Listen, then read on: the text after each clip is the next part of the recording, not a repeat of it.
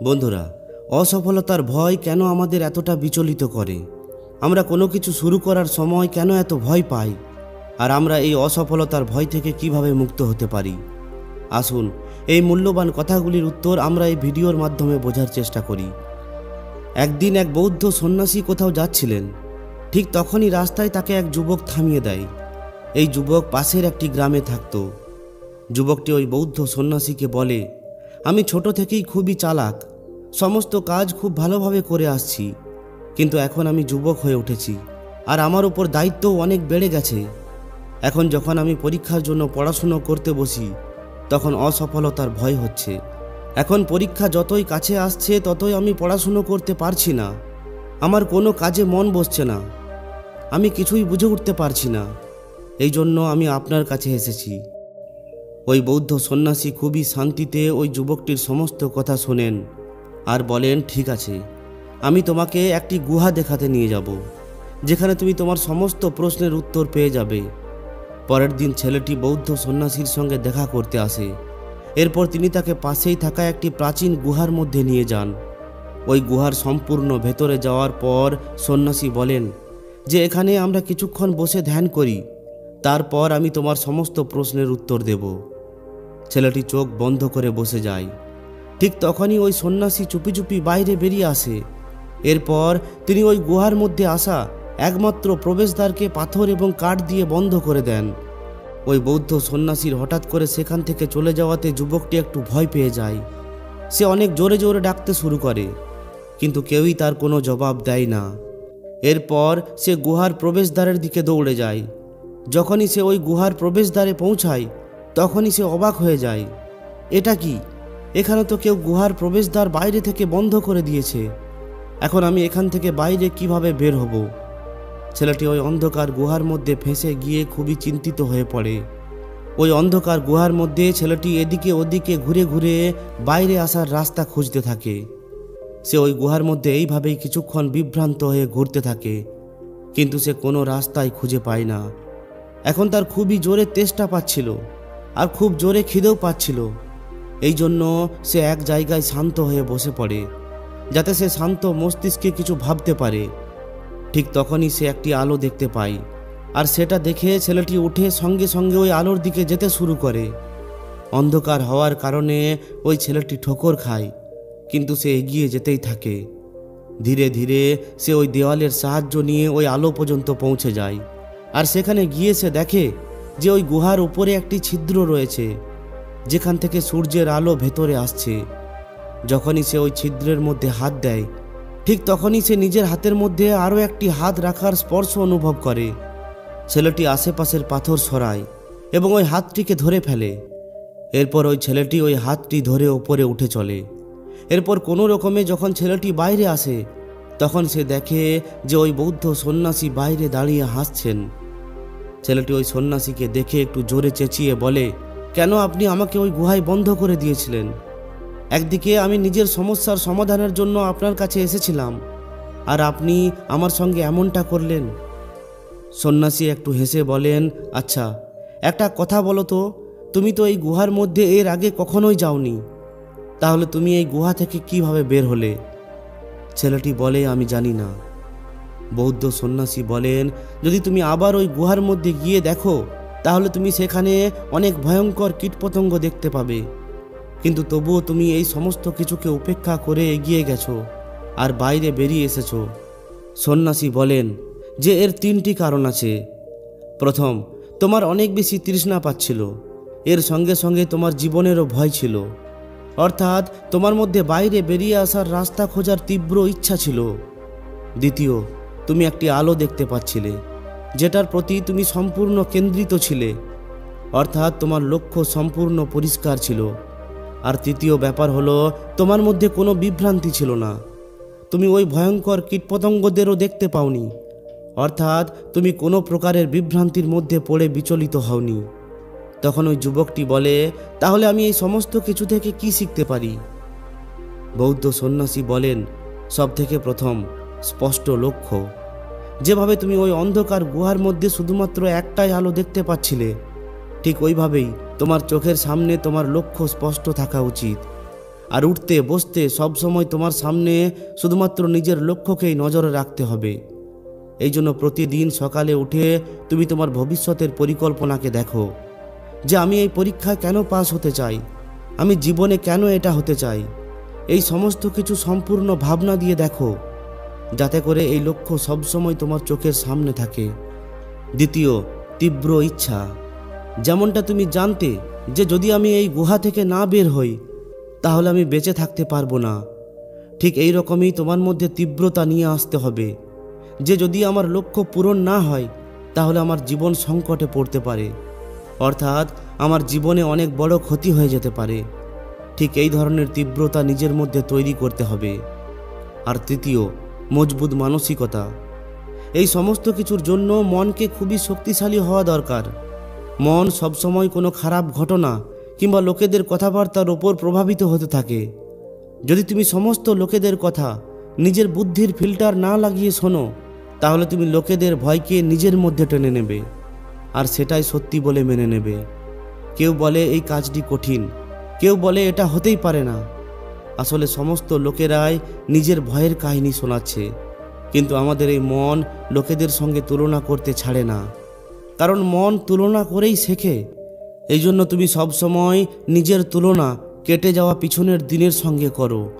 প্রতিদিন নিজেকে জিজ্ঞাসা করো যে আজ আমি কতটা উন্নতি করলাম, আর কাল আমি কতটা উন্নতি করতে পারবো।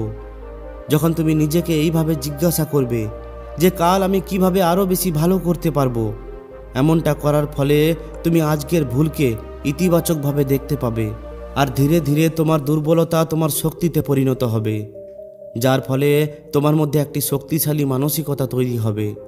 তোমার আর বাইরের কোনো কিছুর সঙ্গে তুলনা করার দরকার পড়বে না। সর্বশেষ কথা, তোমাকে প্রত্যেক দিন নিজের লক্ষ্যের ব্যাপারে ইতিবাচক বিচার ভাবতে ভাবতে ঘুমাতে যেতে হবে, আর সকালে উঠেও ভবিষ্যতের পরিকল্পনার ব্যাপারে ভাবতে হবে। এই লক্ষ্য তোমার অন্তর মনে বসে যাবে। তুমি সম্পূর্ণ দিন অনুভব করতে পারবে যে আমাকে এই লক্ষ্যকে অর্জন করতেই হবে, আর এরপর তুমি ওই লক্ষ্য পর্যন্ত পৌঁছে যাবে।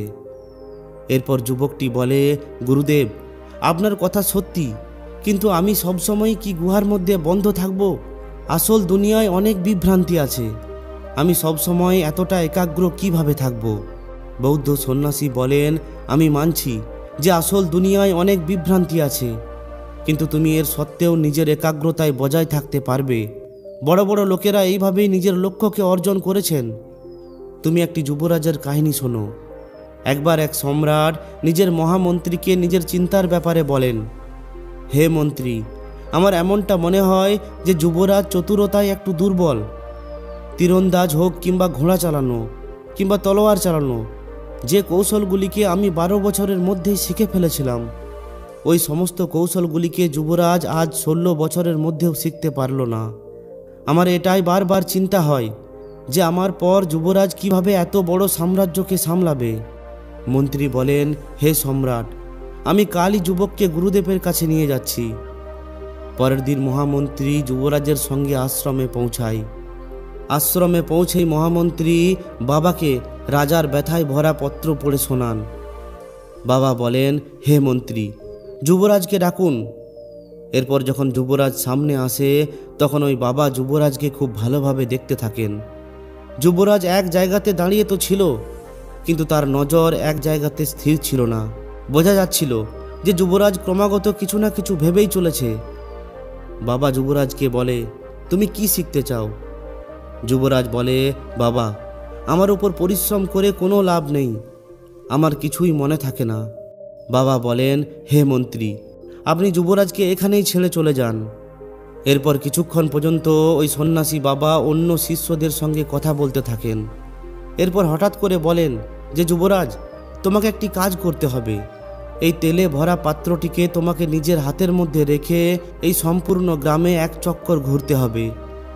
যুবরাজ মনে মনে ভাবে যে চলো, এটা তো খুবই সহজ কাজ, এতে কোনো বুদ্ধি লাগাতে হবে না। ঠিক তখনই ওই সন্ন্যাসী বাবা যুবরাজকে বলেন, যুবরাজ, শুধুমাত্র একটি শর্ত আছে। তোমার পিছনে পিছনে একজন সিপাহী তলোয়ার নিয়ে চলবে। যদি এই পাত্র থেকে এক ফোঁটাও তেল নিচে পড়ে তাহলে ওই সিপাহী সেখানেই তোমার মাথা থেকে ধড় আলাদা করে দেবে। যুবরাজের যাত্রা শুরু হয়। 16 বছরের যুবরাজ, হাতে তেলের পাত্র আর পিছনে তলোয়ার নিয়ে চলতে থাকা সিপাহী। ওই সন্ন্যাসী বাবা এই যাত্রায় অবরোধ তৈরি করার জন্য রাস্তার মধ্যে অনেক লোকেদের জমা করে রেখেছিলেন।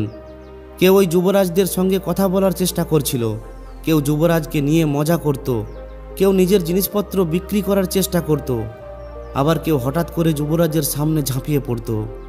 কিন্তু যুবরাজ নিজের নজর শুধুমাত্র ওই তেলের ওপরে রেখেই চলতে থাকে।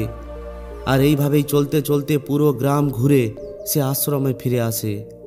এরপর ওই সন্ন্যাসী বাবার সামনে ওই তেলের পাত্র রেখে গভীর একটা দীর্ঘশ্বাস নিয়ে বলে, হে বাবা, পাত্র থেকে এক ফোঁটা তেলও নিচে পড়েনি। সন্ন্যাসী বাবা একটু হাসেন এবং বলেন, এখন তুমি এটা বলো তো যে তুমি রাস্তায় কি কি দেখলে? যুবরাজ বলেন, বাবা, আমার সম্পূর্ণ ধ্যান তো এই তেলের ওপরেই ছিল। আর যার ধরের ওপরে তলোয়ার ধরে রাখা আছে সে কিভাবে এদিকে ওদিকে তাকাতে পারে? বাবা বলেন, এইভাবেই তোমাকে সমস্ত শিক্ষা গ্রহণ করতে হবে। তারপর দেখো তুমি সমস্ত কৌশলে নিপুণ হয়ে উঠবে। তুমি যেটা করবে সেটা একবারই মনে থাকবে। যুবরাজ বলেন, কিন্তু বাবা, প্রত্যেকবার তো জীবনের ঝুঁকি থাকে না, তাহলে এত বেশি ধ্যান কেউ কোনো শিক্ষায় কিভাবে লাগাতে পারে? বাবা বলেন, যুবরাজ, এই কথাটিকে বোঝো, যখন তুমি কোনো জিনিসের ওপর ধ্যান দাও তখনই তোমার বুদ্ধি ও শক্তি প্রকট হয়, না হলে তোমার মধ্যে থাকা শক্তি ক্ষমতা মন্দ হয়েই চলে। এই কথাটিকে সবসময় মনে রাখো যে মৃত্যুর ঝুঁকি এখনও আছে। তোমার এক জায়গায় মন না লাগানোর ফলে তোমার যোগ্যতা শেষ হয়ে চলেছে। এই জন্য যেটাই করো তার মধ্যে সম্পূর্ণ নিজের ধ্যান লাগাও। কিছুদিনের মধ্যে এটা তোমার স্বভাব হয়ে উঠবে আর তোমার মধ্যে লুকিয়ে থাকা যোগ্যতা উচিত সময়ে প্রকট হয়ে উঠবে। ওই সন্ন্যাসী বাবার শিক্ষা নেওয়ার পর যুবরাজ তার রাজ্যে ফিরে যায়। তার মনের ভেতরে সমস্ত দ্বন্দ্ব সমাপ্ত হয়ে পড়েছিল। এরপর যুবরাজ পড়াশুনো, যুদ্ধবিদ্যা এবং নানান কর্মকৌশলের উপর মন লাগাতে শুরু করে। এরপর তিনি বড় হয়ে একজন মহান সম্রাট হয়ে ওঠেন। বন্ধুরা, আপনি হলেন সেটাই যেটা আপনার অন্তরের গভীর ইচ্ছা। যেমন আপনার ইচ্ছা ঠিক তেমনই আপনার অভিপ্রায়, আর যেমন আপনার অভিপ্রায় ঠিক তেমনই হয় আপনার পরিণাম। ওই বৌদ্ধ সন্ন্যাসী অবশেষে বলেন, যদি তোমার মনের মধ্যে এই কথাটা পরিষ্কার যে যার কোনো প্রগতি হচ্ছে না সে নষ্ট হয়ে যাচ্ছে, যেটা সৃষ্টি হচ্ছে না সেটা ধ্বংস হয়ে যাচ্ছে, যদি তুমি ব্যবহার না করছো তাহলে তোমার সমস্ত শক্তি নষ্ট হয়ে যাচ্ছে, যদি তোমার মনের মধ্যে এই কথাটি সম্পূর্ণ পরিষ্কার, তাহলে তোমাকে কেউ ফোকাস করতে বাধা দিতে পারবে না।